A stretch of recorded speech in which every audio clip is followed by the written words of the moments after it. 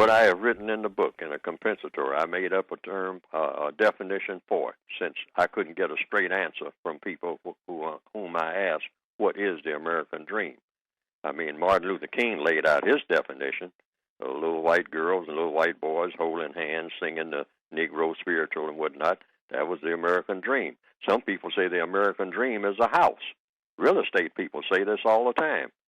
I've seen it in ads. In fact, I've had a number of ads where it said, realize the American dream.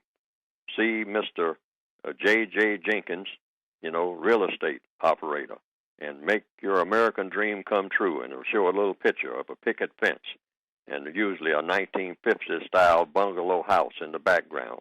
And sometimes, usually, but nowadays, either a white couple or a non-white couple, a black couple, or so-called quote-unquote Hispanic couple standing out front, smiling at the camera, and with one or two offspring standing nearby. The American dream, a house, mainly. But what I put in my book, the American dream, if you're really talking about what makes an American is a person that practices justice.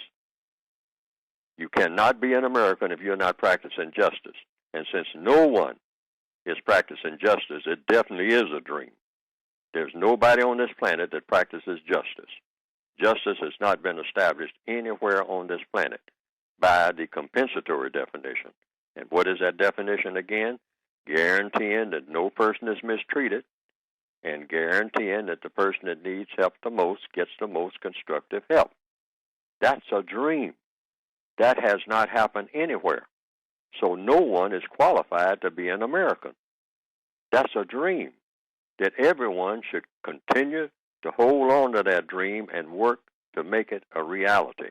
And also, while they're doing it, the African dream and the Asian dream. Because if the African dream and the Asian dream are not the same thing as the American dream, then what's the point in having an American dream, an African dream, or an Asian dream? What's the point in being an American, or an African, or an Asian? You don't even have to have a name, not to say anything about a title, to mistreat people. If you're just mistreating people, you're just a mistreater, and that should be your title. You're not a member of anything. You're not connected with anything. You're just a person walking around on this planet mistreating people. That's who you are. You're not an African, you're not an Asian, and you're definitely not an American, because African, Asian, and American all mean the same thing, people who practice justice. And since nobody practices justice, you have an African dream, an Asian dream, and an American dream. With the system, you only have one system in place. These other things are dreams. American, when you say American, you're talking about a dream. You're talking about an intent. Well, hold on for a minute. Hitler had a dream. Yes, sir. Hitler definitely had a dream. Yes, and his dream was apparently to maintain white supremacy, which is the government that you already have. He wanted to maintain it. He said for 1,000 years anyway. I don't know how long it's been in operation so far, but apparently Hitler was known to be a racist, which means he believed in white supremacy. That's what I've heard.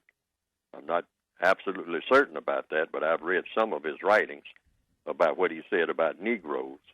So I believe that Adolf Hitler, he's certainly being classified as white, would be a suspected racist anyway. Well, and a racist has one goal, and that's to maintain white supremacy. Any person who says that you have a right or a duty to mistreat someone based on color, and you're in position to do that, which the white supremacists, the white people who believe in white supremacy, are in that position, is a racist by definition. And that is the only government you have on the planet, because the non-white people are all subject to the white supremacists.